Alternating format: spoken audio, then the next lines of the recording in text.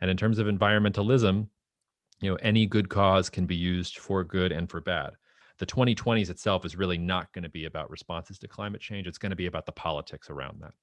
The best example is this ongoing feud between the European Union and the Mercosur free trade group in South America. Now, France is the one that has sort of put a stop to that free trade agreement from going forward.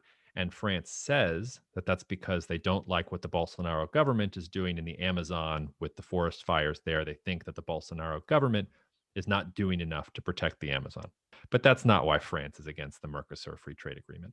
France is against the Mercosur free trade agreement because a lot of French exports are agricultural exports, and they are scared that if they have a free trade agreement with Mercosur, a lot of these agricultural producing South American countries are going to crowd those French exporters out of the market. And they're going to do real damage to a very important component, not just of France's economy, but France's cultural cachet. We're talking about food now. That's the thing that the French are known for and pride themselves on. So on the one hand, we have the use of environmentalism in a political way to put an end to this free trade deal. And then we have the underlying political substructure, which maybe doesn't have a whole lot to do with the environment. And maybe it's even a little bit disingenuous of Paris to say that this is really all about climate.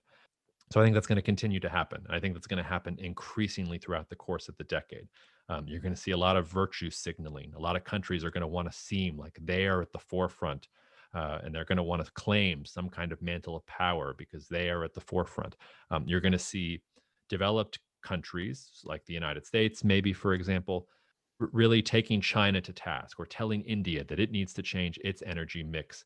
Not on, when from the Indian or Chinese perspective, they look at the Americans and say, well, you've just been doing this for the last 2 centuries. Now we have to do all this other complicated stuff. We can't enjoy the cheap, easy way to industrialization and technology that you guys have had. Please, like, don't use environmentalism and this cudgel to hold us back.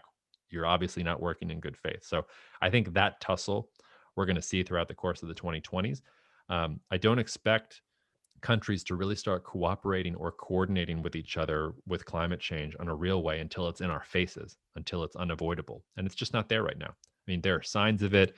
You can see that things are changing. You can even start to predict some of the negative effects, but they're not so negative right now and not so catastrophic that they're causing us to do anything. Jacob, we were talking about this geopolitical transformation, this massive geopolitical transformation that is being experienced in the energy sector. Another important element beyond the climate change is the United States shifting to be net oil exporter.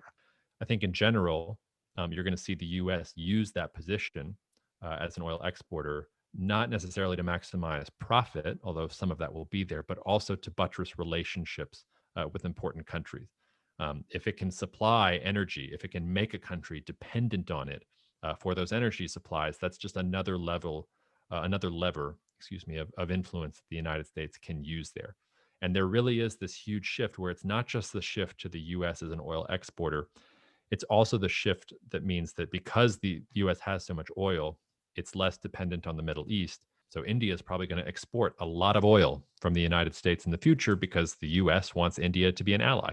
China is going to get way more involved in Middle Eastern politics than it has ever been before in its long history because it's not going to take oil from the United States, doesn't want to be dependent on it. It will go to the Saudis and the Iranians and everybody else who suddenly they don't have the American market to soak it up in concern. So, in the unipolar moment where the United States was doing everything and everything was flowers and peace and freedom and et cetera, the maximum economy of scale was global. You wanted to sell everywhere, to everything, to everyone. That's not true anymore. Globalization sort of hit a high watermark and it's receding right now.